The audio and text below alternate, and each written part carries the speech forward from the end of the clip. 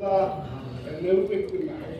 माझ्या स्थानिक त्याप्रमाणे या सर्व नगरसेवकाच्या वतीनं आदरणीय त्या राज्याचे उपमुख्यमंत्री सुरेंद्र पवार यांच्या वतीनं त्यांना प्रथमतः भावपूर्ण श्रद्धांजली आणि महापौर साहेब आपल्याला सांगितलं त्यावेळेस आपल्या भागामध्ये पाऊस आला, त्या पावसामध्ये आमच्या नदीला लागून डिफेन्स कॉलनी आणि त्या डिफेन्स कॉलनीमध्ये देखील अशी मोठी घटनादायक घडली.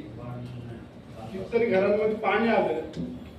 त्या ठिकाणी आपले महापालिकेचे कर्मचारी देखील आले, त्या ठिकाणी पाटील साहेब देखील आले. सकाळी 6 वाजल्यापासून ते विचार देखील त्या ठिकाणी काम करत होते. अक्षरशः त्या पाण्यातनं त्या लोकांना घराच्या बाहेर काढलं.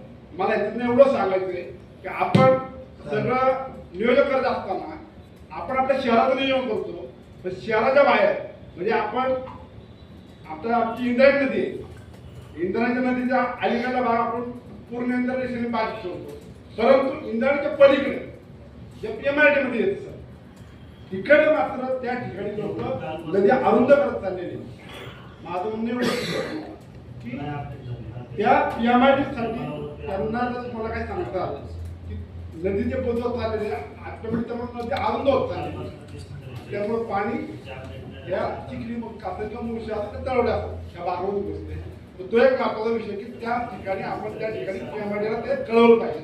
असं तुम्ही असं किंवा महापौर आपलं आणि PMID सॉरी आपले जे महापालिकेचं फायर असेल किंवा आपले मिलिटरी टीम असेल, यांनी जे काम केलं अतिशय सुंदर काम केलं, त्यांचं मी मनापासून कौतुक करतो. आणि सर म्हणजे तुमच्याकडे पाहून खरं महापौर भारावल्याच होतं, तुमच्याकडे चांगलं होते की तुम्ही आज एवढे मोठे अधिकारी असताना खऱ्या अर्थानं 72 तास त्या ठिकाणी उभं राहून तुम्ही जे काम केलं, तुमच्या कार्याला सलाम करतो. आणि आधी न बोलता या ठिकाणी भविष्यात असंच आपण काम करत राहू.